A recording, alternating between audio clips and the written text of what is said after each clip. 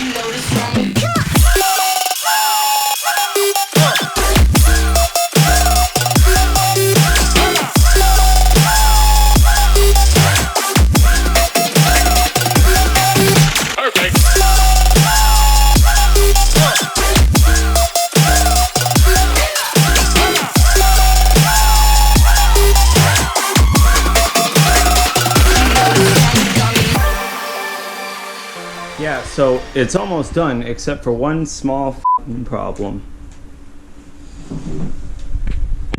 The 24-pin cable is not reached, and I mean it's off by like an inch and a half. It does not reach the 24-pin connector on the motherboard. So I've ordered a 2-inch extension. We're gonna get that plugged in and update soon. But man, does this thing look awesome. The all blacked out look. The PCB is not as noticeable as I thought in the back for the motherboard. We're gonna have 2 of these sticking right here. I'm excited. So that piece of shit cable extension came in, and like this thing is cheap and flimsy, and like I'm not excited to put this in the computer, but I will post results. I know it's good. Uploading this is going to take a while, but we're doing one final additions to the build that we're working on right now. Ignore the Noctua cooler, gift from a good friend Potato. Ignore that. Why is this here? This is ripped off an HP system. This is literally useless.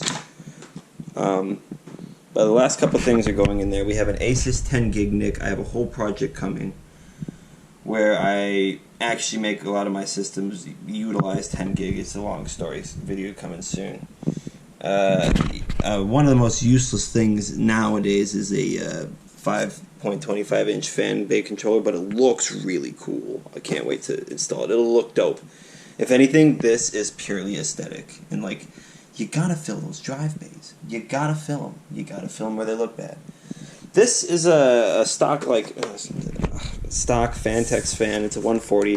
This is to complement the other 140 in the front so that I get proper airflow, because my GPU getting a little toasty. This is another crucial BX500 SATA drive, except this one's 1 terabyte. So I have the 2 480 gigs in RAID 0, and then this is going to be for like my games, and then everything else will be for my OS. I plan to get maybe 1 more and have 2 of these in RAID 0, and really dangerous. And then this is the replacement 24-pin extension cable, because this This piece of shit was DOA. Bad. How is a cable of this caliber DOA? But StarTech is a more a lot of air quotes in this video, more refutable brand. So this should work. I will let you guys know the updates. We already did a build montage, so I don't want to bore you guys with that. And I'm running out of songs. I'm gonna get demonetized anyway. So technically, that cord did not work. We are out of luck with that. I had to order a new extension, but you know what? You can barely see it in this all black monstrosity. Like it runs well. Right now we're just installing all the latest versions of Windows. Hopefully I can show you guys some screen capture. I'm gonna, you gotta do the whole driver installation, But this is with the GPU like cranked. Like if you set it to auto, like this system is just so much quieter than my current one right there. That is, I got to do some serious work on before I put back into submission. So more follow-ups to come. That looks sick.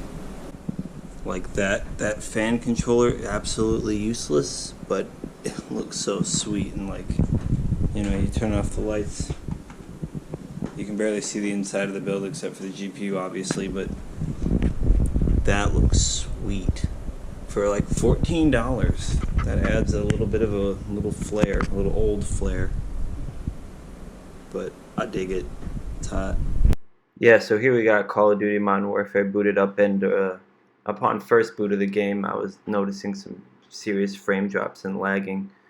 As you can see here, I'm trying to run across the field, and I jump in the pool, and I get stuck right there twice. And I try to throw a nade, I get stopped right there at the corner as well. It wasn't a very good experience. Luckily, I found out that it was, believe it or not, my sound card that was the problem, so I had to make some quick adjustments to that. Yeah, and after making my sound card my primary output for sound, it was running fantastic. We were running anywhere between 100 to 110 FPS, and I also may have gotten a little carried away in the game, like right here. Friendly UAV online. Oh my god. Let's go. Oh, dude. Enemy interaction. Our enemies will not forget They this got day. desperate as hell to just start camping and shit.